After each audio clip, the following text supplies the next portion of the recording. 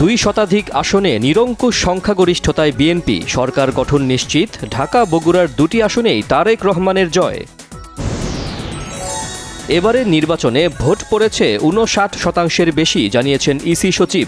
গণভোটে হ্যাঁ ভোট 4,80,00,000-এর মতো, না ভোট অর্ধেকেরও কম। ত্রয়োদশ জাতীয় সংসদ নির্বাচনে ভূমিধস বিজয়ের পর গুলশান কার্যালয়ে বিএনপির চেয়ারম্যান তারেক রহমান অভিনন্দন জানিয়েছেন নেতাকর্মীরা। সংসদ নির্বাচনে বিজয়ের পর জাতীয় মসজিদ বায়তুল মোকাররম সহ দেশের বিভিন্ন মসজিদে বেগম খালেদা জিয়ার জন্য বিশেষ দোয়া মাহফিল।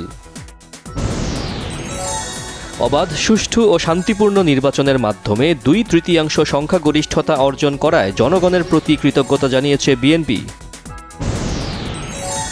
জামাতকে উগ্রবাদী দল আখ্যা দিয়ে তাদের উত্থানের পিছনে আওয়ামী লীগকে দায়ী করেছেন মির্জা ফখরুল ইসলাম আলমগীর। জনগণ বিএনপির ওপর যে আস্থা রেখেছে তার প্রতিদান দিতে জনসেবায় ও অর্থনীতি পুনরুদ্ধারে সবাইকে সাথে নিয়ে কাজ করার প্রতিশ্রুতি আমির খসরু মাহমুদ চৌধুরীর। 31 দফা ও জুলাই সনদের রাজনৈতিক দলিলের উপর ভিত্তি করে আগামীর রাষ্ট্র পরিচালনা করা হবে, জানিয়েছেন সালাউদ্দিন আহমেদ। ব্রাহ্মণবাড়িয়া 2 আসন থেকে নির্বাচিত ব্যারিস্টার রুমিন ফারহানা বলেছেন, বিএনপির সর্বশক্তি দিয়ে তাকে হারাতে চেয়েছিল। এই বিজয় ভোটারদের বিজয়। জাতীয় নির্বাচনে বিএনপির বিজয়ে তারেক রহমানকে শুভেচ্ছা জানিয়েছেন ভারতের প্রধানমন্ত্রী নরেন্দ্র মোদি, পাকিস্তানের প্রেসিডেন্ট আসিফ আলী জারদারি ও প্রধানমন্ত্রী শাহবাজ শরীফ। ঐতিহাসিক বিজয়ের জন্য তারেক রহমানকে অভিনন্দন জানিয়েছে যুক্তরাষ্ট্র ও চীন। তারেক রহমানের সঙ্গে কাজ করতে আগ্রহ প্রকাশ করেছে ওয়াশিংটন ও বেইজিং। নির্বাচনের শান্তিপূর্ণ পরিবেশ, ভোটারদের ব্যাপক অংশগ্রহণ এবং নতুন প্রত্যাশার বার্তা মিলিয়ে দেশের রাজনৈতিক অঙ্গনে তৈরি হয়েছে নতুন বাস্তবতা।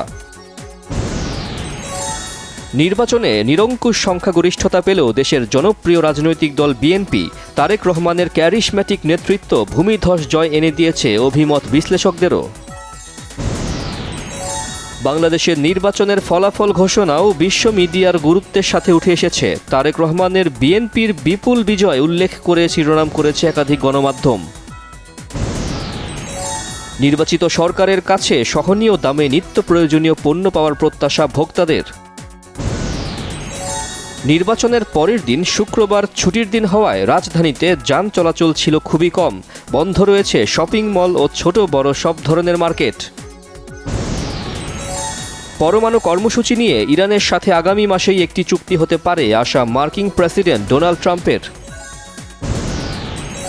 পাকিস্তানে কারাবন্দী সাবেক প্রধানমন্ত্রী ইমরান খানের ডান চোখের দৃষ্টিশক্তি মাত্র 15% অবশিষ্ট আছে। চোখ পরীক্ষার নির্দেশ সুপ্রিম কোর্টের।